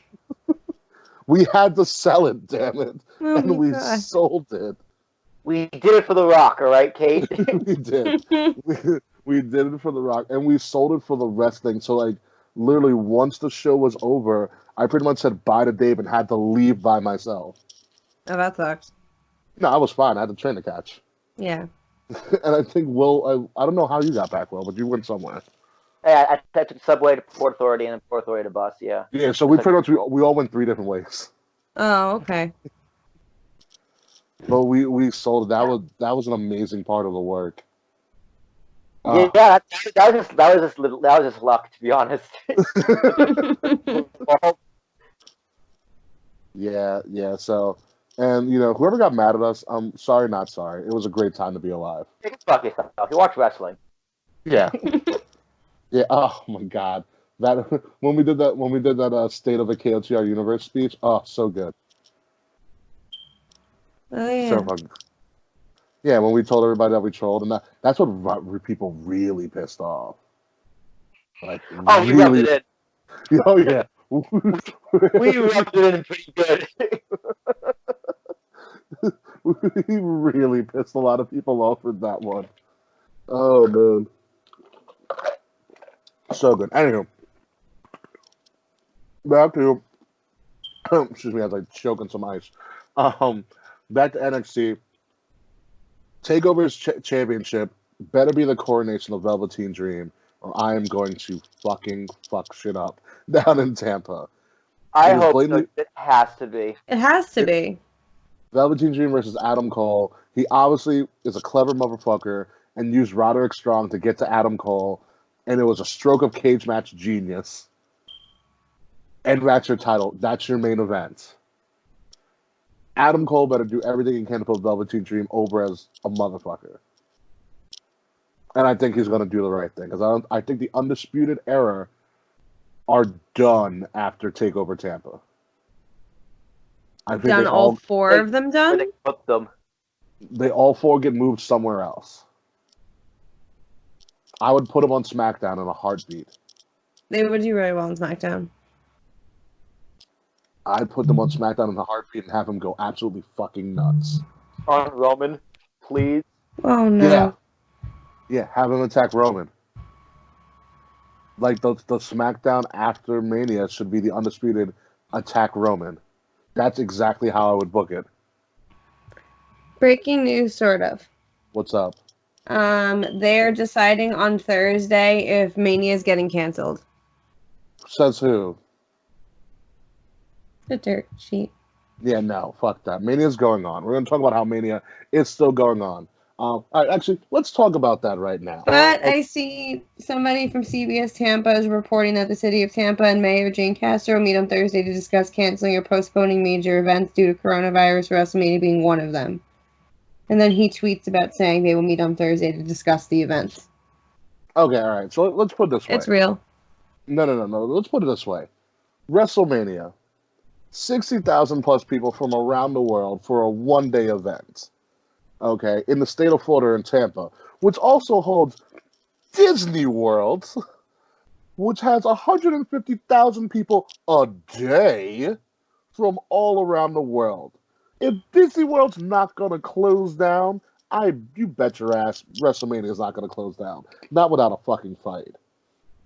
Well, they're canceling other stuff, too. They canceled South by Southwest in Texas. Well, because they're fucking stupid. Okay. I'm just going to say this. Since October 1st, 2019, 30,000 people have died from the flu. So, yeah.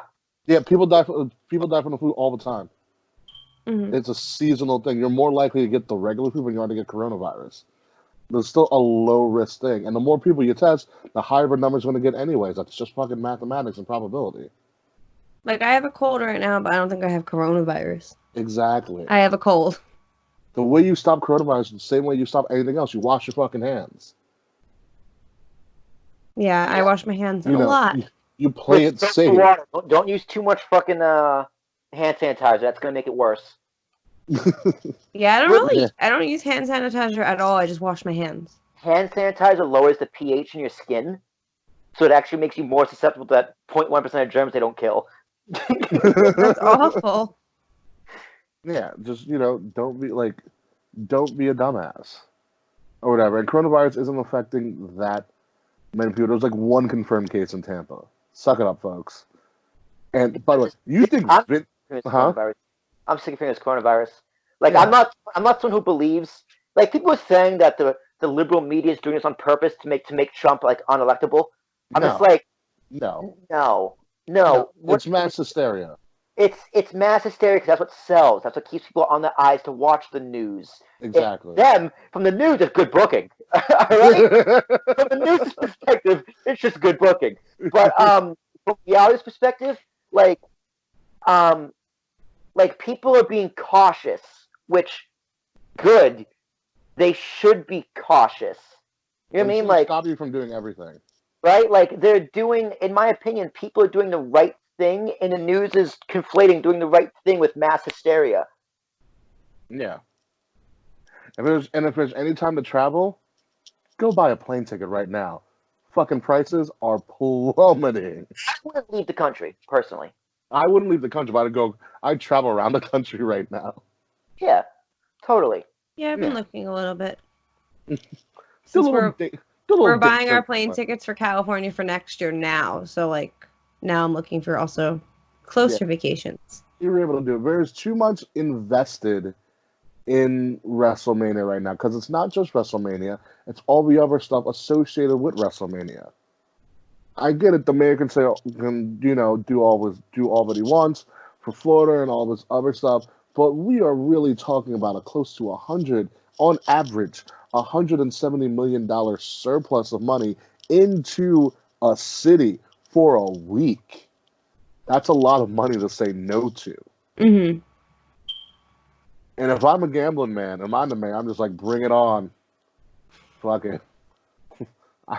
I will sacrifice some people. I'm sorry to say this. I will sacrifice some people for that much money. I'm sorry. That's just the way it is. Call it what, Machiavellian if you want to. But hey, it happens. Oh, hot damn. Anywho, How you really feel? You just really want to go. You just really want to go to fucking what's it called? I'm not. My streak is not breaking for some stupid ass disease. Okay. Okay. All right. Damn it. The Airbnb is bought. I'm getting a fucking lightsaber from Disney World. I'm going to WrestleMania. That's how the fuck it's going to be. I'm getting my picture with Mike Tyson, and maybe I'm getting an autograph with you for Pete Rose, Will. Maybe. Oh God, you don't have to, but I really want you to. But if I can't, but if I cancel, I can't do anything. I know. I would if you ended up doing it for me, I'll just rub it in my dad's face. Be like, ha ha, look what I got. I got a wrestling show.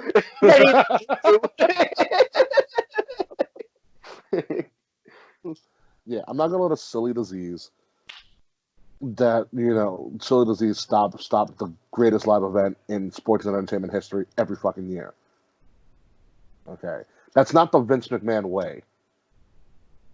Put it that way. Look, if Vince McMahon's not gonna stop for a terrorist attack, okay, Good point, dude. okay. You think if a terrorist attack on America doesn't stop Vince McMahon, then a silly little virus isn't gonna stop Vince McMahon either. All right, dude. He didn't stop, and one of the most respected people in the business had a heart attack on air. Exactly. He's like, keep going. I don't want to hear it. Yeah, I don't want to hear a cancel WrestleMania. Get the fuck out of here. Vince doesn't know the words. If Vince can't see the coronavirus, he's not going to stop for it. Okay, that's point blank. Period. Anywho, back to NXT. Sorry for that sidebar. Tegan Nox and Dakota Kai. The rivalry is continuing. I like the impressive finish to the cage match. I like their rivalry a lot. A lot. I think I like it more now that I watched the mini doc on Tegan Nox on YouTube that WWE came out with. Oh, I didn't see it. It was on the Performance Center channel? The Performance Center YouTube is the best YouTube channel WWE produces. Sideberg, did you see the one of Shotzi and Kaden Carter and... Oh, the Filipino dinner? Yes. Yes. It was so good. Yes. My other group chat sent it and tagged me in it. The Filipino dinner is weird, but I kind of want to eat it. Yeah, I'm really curious about it. Yeah. But yeah, well, if you ever get a chance, just watch WWE's Performance Center page. Phenomenal. Dude, don't get me hooked on more YouTube channels. All right. I'm just saying, WWE PC is the best. My bandwidth is full on life with everything. I don't have time for new shit. I'm just letting you know. I'm just letting you know. Wrestle Wars, damn it. How is Wrestle Wars, Will? Dude, I haven't watched 1996 in weeks. Before that, it was weeks before that. So. Oh no. Dude, I'll get around to it eventually. Yeah, 7 hours of wrestling a week is just hard to get through, and it makes me want to watch no more. Plus Attitude Era, plus the bump, not the bump, fuck the bump. Plus who the fuck's watching the bump? I don't watch the bump.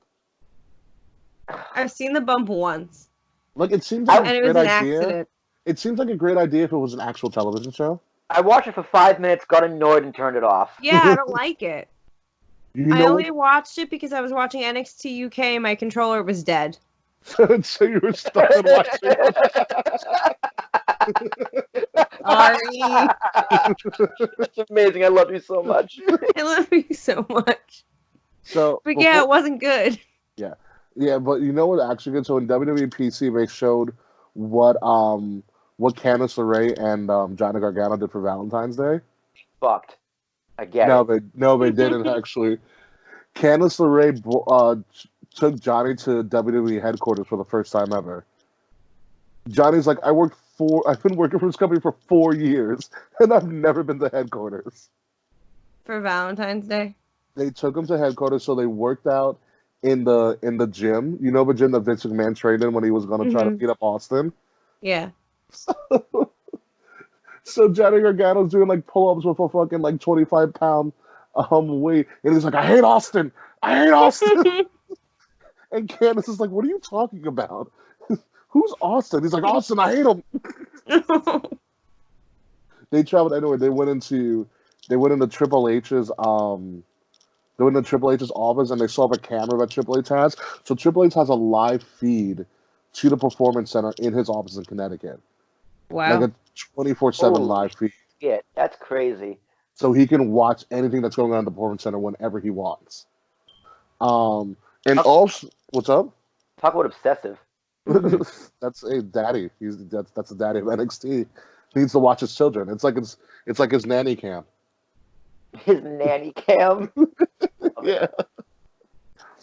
They're also, which they finally revealed is true, because there was a legend about the WWE headquarters that there's this room called the merch room, where it's full of all this random merchandise that you can just take for free. What? And they found the merch room. So they took merch for free? Yeah, it exists. Holy shit. Yeah, there's a merch room in headquarters where you can just take it's like a bunch of action figures and all these shirts that they've never sold. You know, so it's a lot of cool shit in there. And they also went to the warehouse. I want to go. They went to the warehouse where they keep all of the stuff.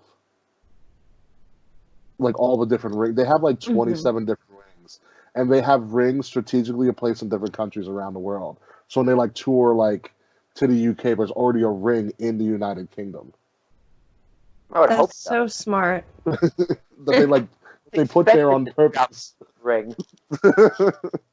So, but they had like all the different caskets that the Undertaker's used. They've had all the different props that have ever been used in WWE, all in this one massive warehouse. They have CM Punk's contract. If I ever go to the warehouse, I'm gonna be like, "Where's the fist? Show me the SmackDown fist." Right? Dude, I would just bend over, put my ass up against it, and be like, "I'm getting fisted by a SmackDown fist." I'm getting the smack laid down on my candy ass.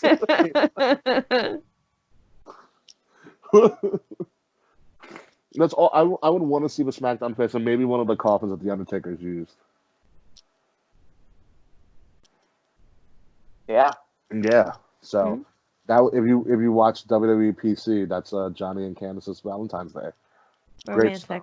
And then they fucked. Probably. Nice. Probably. Nice. Johnny Gargano and Candice are like the perfect couple. They're ridiculous. So moving along to SmackDown. Obviously, we talked about Tegan and Dakota. SmackDown, Paige is returning. Like you said, she might be having this thing with Nia. She may be a proxy for Sasha. Who knows what's going to happen? But Bayley is the one superstar that has not really gotten a WrestleMania match solidified yet. It's because she sucks. Not that she sucks. I think she's becoming a better heel right now. And she's coming into her heel character. She needs somebody there to just face her. And I think what would be great, this is obviously me fantasy booking here, is if you pulled Sasha and you did a double turn. But you would have had to have started a double turn and planned the seeds for that months ago. Yeah, it did years ago and then didn't pull the trigger. Yeah, that was also a sad statement. I'm just so bored of Bayley. Like, I just don't care. I'm not compelled. Her title reign is long, but it's not great. It was fun. I mean, like I said, I love the heel turn, but I think the only person she hasn't faced and dominated is Sasha, and Sasha needs to be that opponent, but for some reason they're so reluctant to break them up as a group. And I don't know why. They're better enemies than they are friends. Because Bayley's not as strong as Sasha and they don't want to. Fuck it. Sasha needs to have a legitimate reign as champion. Sasha has never been able to defend the title, not even the tag title. Not at all. Okay. Give Sasha a moment. Let her get at least one win as a champion under her belt, and let's see what she can do with it. Talk about the most useless belts in all of wrestling history, those women's tag titles. Because they should have done a mid-card title. Yeah, they fucked it up so badly. Because they should have done It's like they forget they exist. Like, they've had the Kabuki Warriors have had them for 150 days, and I don't think they've defended them more than twice. Like And Dean Ambrose only defended his title more. no, he didn't. I know, but it's No, he Yeah, didn't. I miss the Iconics. It got so bad that even Bliss and Nikki were like, "Oh, hey, Kabuki Warriors, remember? You're supposed to defend those titles on every brand. So get off of Raw and come to SmackDown." Like, that's not good. Speaking of which, obviously the Moment of Bliss had the NWO on it, and they did also mention that I totally forgot that was even a thing. How was I didn't watch it? it wasn't bad. Like, it wasn't the best thing because it's the NWO and they're old as fuck. But they did mention, they did ask him about the Goldberg thing, and he's like, Kevin Nash is like, I was talking to Roman and told him the thing he needs to do to beat Goldberg is to get Scott Hall in a taser. Facts.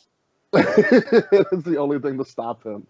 But they did mention that on Corey Graves' podcast After the Bell, Corey Graves is going to announce the newest Hall of Fame person. So keep your guesses going. Who is the next Hall of Fame inductee that Corey Graves is going to announce? I keep hearing rumors of British Bulldog. Yeah, That'd be nice. someone who's dead. So someone that Corey Graves can't talk to. Yeah. I would like British Bulldog. I would also like Christian, obviously. It's not Christian, no way. JBL got gotta got be it last week. gotta be Christian. Edge inducts him, and Randy beats him up during the speech. Randy RKO's Christian on stage. I mean, he beat up Edge, but yes. No, he would have to. Edge would introduce him. Christian would do his thing, and all of a sudden, Randy would come and RKO him at the end. He goes, "Sorry, Christian, it's the season premiere." Like, what? I'll never fucking forget that ever. That would be good. Other news going on SmackDown. Jeff Hardy is returning. Thank God. It is coming back as Willow. I'm joking. He's not coming back as Willow. Yeah, him and the Usos kind of a DUI match. Wow! Loser gets their third strike.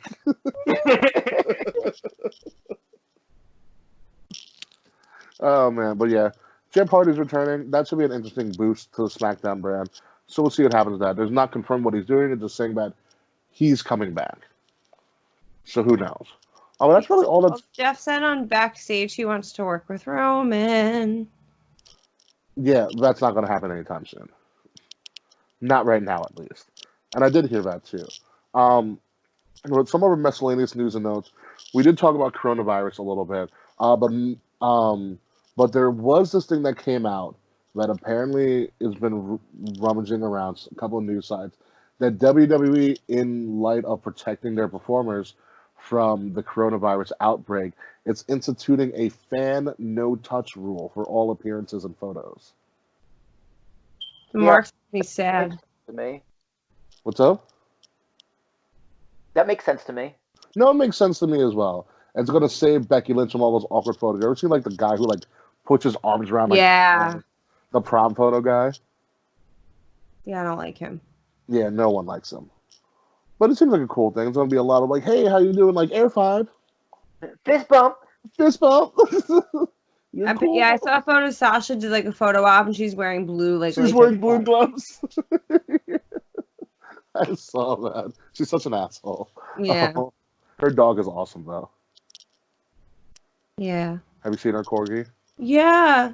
Her dog is precious. Her dog gave her a crossbody on camera once. So there's the WWE no touch rule, so that's gonna be great for access photos. Should be really, really interesting. Also, I don't know if you saw this, but Will, have you watched the FCW documentary? No, I saw it the other day, and I was like, "Fuck, I can't wait to watch this." I started it, and then I fell asleep. I gotta watch the Brock Lesnar Ruthless Aggression first. That one's good because you don't realize how much Brock did in only 2 years before he left for to do all of his other shit. The Evolution one was great. That was a good episode. Yeah, about how Triple H hated Jindrak and Randy.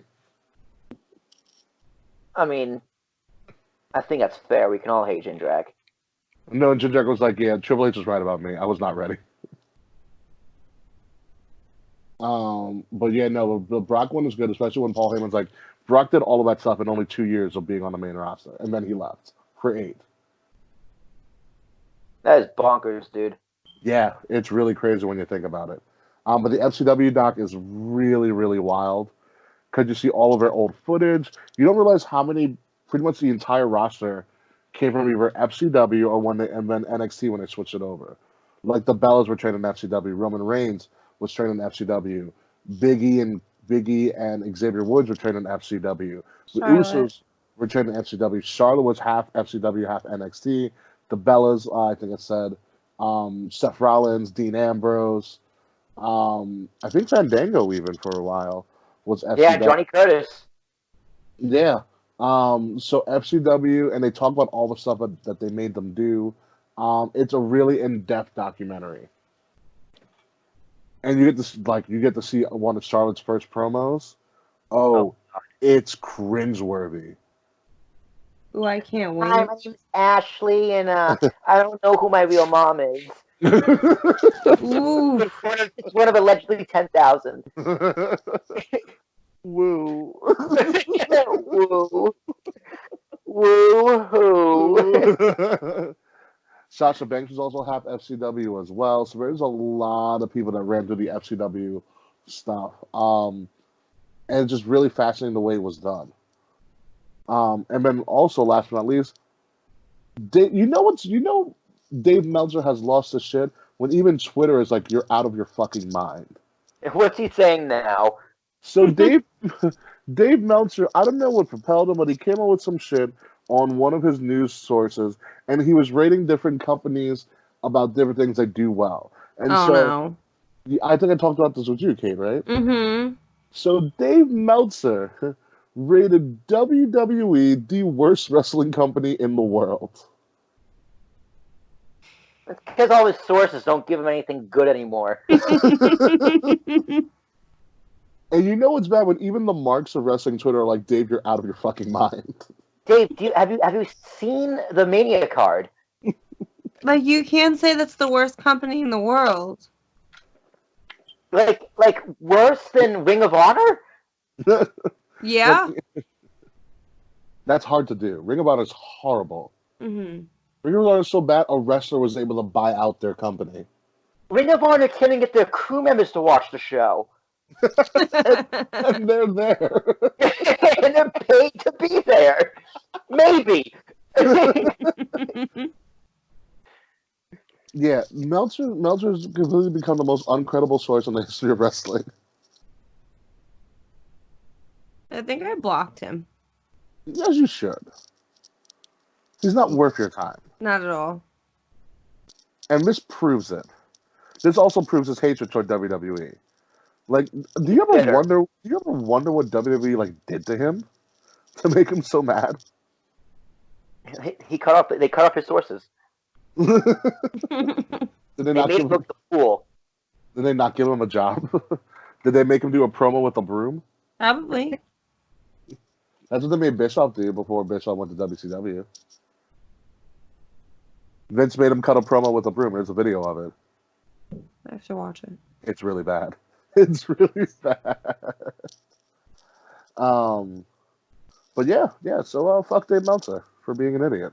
Fuck Dave Meltzer. Fuck Dave Meltzer. All right, so let's wrap this up. Unless anybody else has anything else to say besides before I start getting ready for court next week. I'm so happy to get a 1-week vacation from work, actually.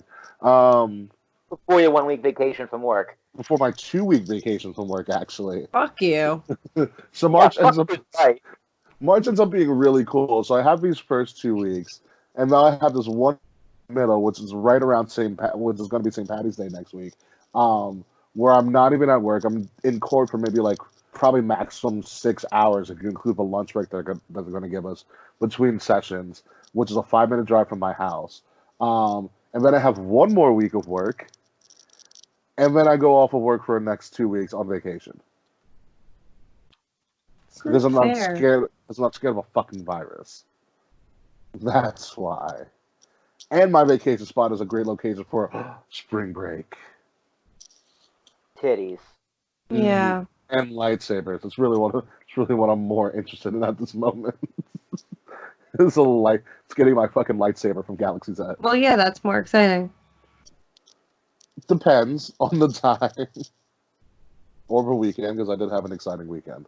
No, I would pick a lightsaber over titties any day of the week. I don't know about that. You have titties. Yeah, it's different. That's true. Like, you're used to them. Yeah. Man, thank God I don't have titties. It would be a nightmare. Dude, I would just be playing with my nipples all day long. I don't know how. It would be bad, dude. Notice anything different about me? I promise you would get bored of it quickly. Oh my God, is it cold in here? I didn't know. That should be that would be a good poll. Lightsabers or titties? Oh, titties. You read what? Titties. I think we should put a poll out there. I think it's closer than you think. Well, look at our fan base. Like I said, I think it's It closer could go either than way. you think. Okay, that's a fair point. I see what you're saying now. I could post a poll up and say lightsabers or titties. I think you should. A 1 week poll. Like, what would you rather have, or what would you rather play with? What would you rather play with? Oh, titties. I don't know. Are you joking? Hey, Luke! Would you rather play with a lightsaber or titties? He says titties. Hey, Dash! Would you rather play with a lightsaber or titties? Did you say lightsaber? He also says titties. I don't know. Lightsaber's pretty dope. Like, if I can cut somebody's head off, like, imagine slicing bread with a lightsaber. Fucking amazing. That'd be amazing. Slicing anything with a lightsaber. Like, think about that. You can't do that with titties. Titties are like a one-trick pony. With a lightsaber, you can be cutting anything you want. Yeah. Heads off. Exactly. Or you could use the lightsaber for interpretive dance. That's not something we've used a lightsaber for, but okay. No. King of the Night. Match of the week, obviously. I'll go first. Match of the week is obviously the tag team elimination chamber matches. That was just absolutely fan-fucking-tastic. And it gave a Lucha House Party something to do. So match of the week, tag team match, elimination chamber. Okay, Murphy. Oh, maybe. I don't know. Pick one. I'm going to say the AEW main event with Darby Allin. And, you love Darby Allin. Darby Allin's great. Yeah, and AEW, I keep telling you, dude, AEW is doing the best job of making him look good. No, he is. Well, we should dress you up as Darby Allin for Halloween. That's too much face paint, dude. I'm still mad That's about also Andrew Dice leggings. Clay. I'm still upset about that one. Andrew Dice Clay was a Actually, good. I take that back. I'm gonna go the cage match with Tegan Knox and Dakota Kai. That was really good. Clever ending. Yes, very clever ending. And by God, Tegan Knox is just cute as a button. Oh, she's adorable. Oh, I just want to pinch her cheeks. I mean, her ass cheeks. God. I mean, her cheeks. All of the cheeks. All of the cheeks. Watch her mini doc. You'll fall in love with her even more. She has the best voice, the little Welsh accent. I just want a picture of her dimples. That's such a weird thing to say. That's great. That's why I say them. She does have I great. just want a picture of her dimples. She does have a great cheek structure. Happy episode title: Picture of her dimples. Picture of her dimples. Oh my goodness. Don't knock a good jawline and good cheek structure. Let me tell you. Oh, I appreciate good cheeks, but come on now. Trust me, I appreciate good cheeks too. I'm all about the cheeks. Cheeks. Cheeks. I'm like Biggie on the New Day, all about the cheeks. But my match of the week does not feature cheeks, but features balls. My match of the week is Daniel Bryan versus Drew Gulak because apparently Daniel Bryan's ball sack came out. Oh yeah, I heard about that. We forgot the men's on Elimination Chamber. Daniel Bryan and Drew Gulak started off the show with a technical classic in Philly. Yeah, but just for no reason. It was amazing. absolutely fantastic match. And it's going to do more for Drew Gulak than anything. And if this is the position that Daniel Bryan's going to be in to elevate some of the younger talent, then he's doing a great job at it. And it's a great position for him to be in because he's still over no matter what. And he's relevant. He's helping getting other people over and prominent. And to put on a match with Drew Gulak in his hometown in Philly, to make Drew Gulak look that good and wrestle a match that Drew Gulak is comfortable doing, did wonders. It was incredible. Yeah. And much respect for them allowing Drew Gulak to get that moment in Philly with Daniel Bryan. Yeah. So, King of the Night. Who's going first? You are reverse order, Kate. Oh, I'm going first? My King of the Night, Sami Zayn, because he's finally champion. That's fair. Well, who's your King of the Night? I'm going to also go with Sami Zayn, because... You're not going to go with the guy on the GoFundMe? No, that was a good... Actually, yeah, I am. Fuck it. You're right. My King of the Night is just that guy. That guy. Whoever that guy was. My King of the Night is going to be Jake the Snake. Ooh, very good King of the Night. That promo was absolutely fantastic. I still don't know what half of it means, but I know, but that was one of the best endings I've ever seen in a promo, where he just dropped the mic and walked out in a true OG fashion. I'm also still wondering where half of his hair went. Because that was also really weird to me. Probably. Probably. But at this point, is there anything else before we get the fuck out of here? I asked my lightsaber versus tits question to someone else, and he said tits. I'm losing this fight. I don't know. I'm kind of with you on the saber, you know, because I think we have to really bring this argument into, like, it's lightsaber, but like when you mean titties, it's like one pair of tits. You're not gonna get like all the titties. Yeah, you get one lightsaber or one pair of tits. You get titties of your choice. But versus a lightsaber of your choice? Yeah. Yeah. Crystal, whole fine yards. Want a dual saber? Okay, fine. I'll agree. Man, Vicky, you just gotta play with more titties, dude. I'm just saying. I've played with enough boobs in my life. I've had my fair share of great New York boobs. Trust me. And clearly not if you're choosing a lightsaber with a nice pair of titties. Not at all, really. Oh, that's the episode title. Lightsaber versus titties. We're doing Mario Day. Dude, we picked 3 running titles right now, and I don't know what to do. It'll be called Mario Day. But as we get to closing or whatever, the Mania season is kind of in full bloom, and we have a lot of special things in the works, as I have promised before. We have a couple of guest hosts coming, including next week on St. Patty's Day, after my second full day as a juror in court. Balor Club guy, the world famous Balor Club guy, will be joining us as an official guest host. Yes. Oh, what that means, Ricky? You know what that means? First guest, yeah. Oh, I'm so excited. Balor Club expressions are. I remember him. Balor Club guy reached out to us and wanted to be on the show, gave us his availability. He's coming on St. Patty's Day. Really look forward to having him on. In the future, I think on Easter Sunday, we're going to do a special edition show with Those Wrestling Girls. If you guys haven't heard about them, they are a great all-female wrestling podcast that talks about everything in female sports entertainment. We're looking to have... It's Sunday. It's a long way. It's an Easter Sunday. It's probably going to be a War Room special. I don't think I'm around Easter Sunday. I have a family. Okay, whatever. You're out looking for eggs. Go right ahead. Eggs are a good source of Who protein. knows? You might cancel Easter Sunday for the fucking coronavirus. Cancel the bunny because the coronavirus got it. We're gonna cancel the bunny because he touched a kid. How would you cancel the bunny because it has nothing to do with Easter? Oh, Jesus. Hey, How about that? Peter Rabbit was a bunny. Saint Peter was a bunny, whatever. Link was Rabbit. Anywho, so those wrestling girls are coming. Andrew Zarian of the Matt Men podcast, a friend of our show, who's been on the show before.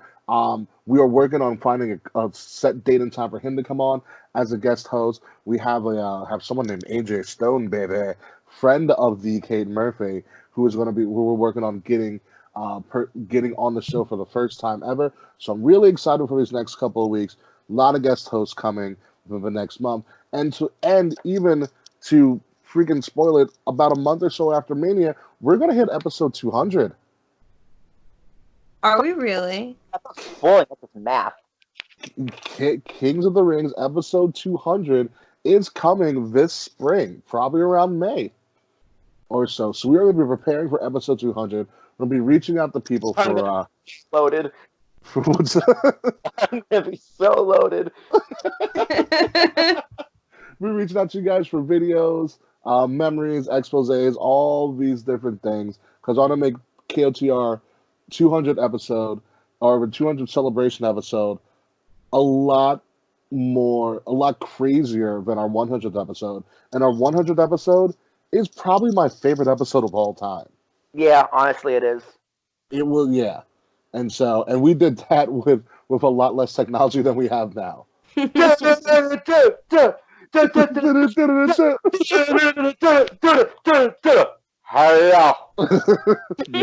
You know me. Yeah, all of that has been erased when I took over the show. Thank the Lord. Dude, I honestly, Ricky, whenever next time you're not on the show, that's what I'm opening with. I do like that intro. Yeah, dude, that was a day one-ish intro, all right? I want to hear shit. Yeah, so there's going to be a lot of things going on. So the Mania is going to be back. KOTR 200.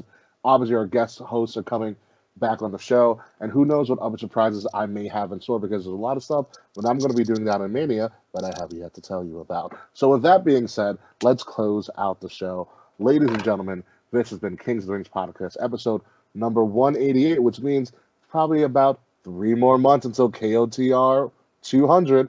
But this is 188. Mario Day, I guess we're going to call it, where we looked for a lot of mushrooms in the trying to find out who the Exalted One was, who Jake the Snake's client is, if coronavirus is even a real thing. So there's a lot of things going on in wrestling and the real world that are shaking things up during this Mania season. Of course, I'm always your steadfast host. Don't worry, that was just a regular cough. King Ricky Rose. Find me at Ambassador Biggs across all social media. Find Kings of the Rings Podcast, of course, at KOTR_podcast.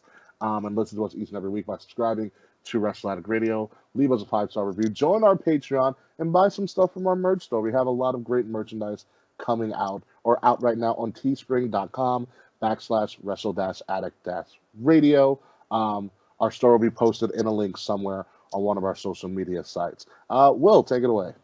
Yeah, dude, thanks for listening, everybody. It's been a great show. I'd like to thank our guest host, me, because, I always do it every week. Did you say your breast host?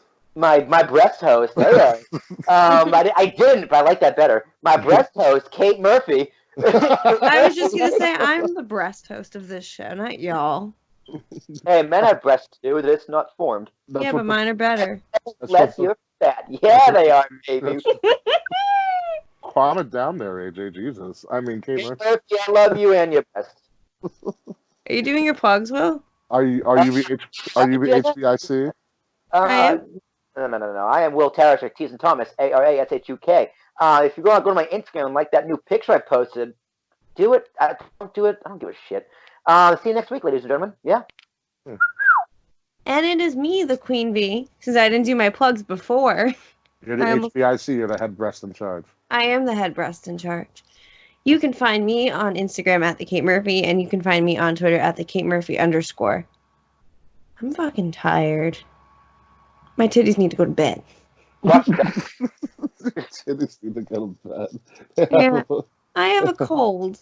A cold that is not coronavirus. You better quarantine yourself, damn it. Mm-hmm. I will quarantine into my chamber. And don't worry, Kate, if you do get coronavirus, you're still going to be on the show. Oh, I know.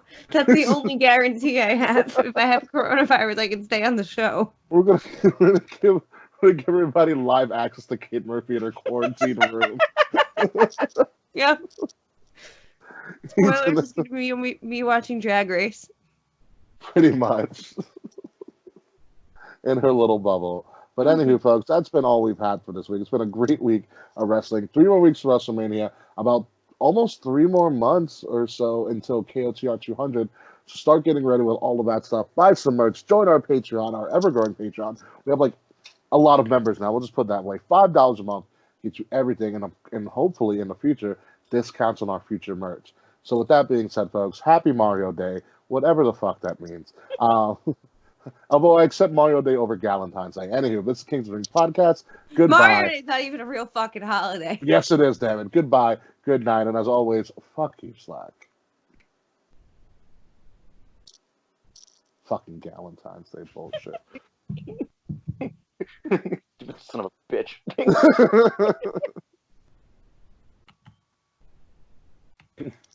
188, you said? Yes, it's 188. And if we keep going, by June, we will hit 200. Yay.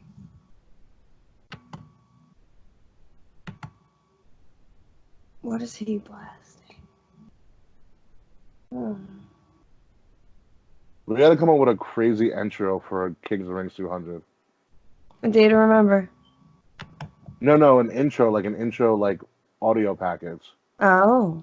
What I'm thinking about doing is like, even if we get more cameos, you know how Bones at the end you are listening thing Mm-hmm. commercial.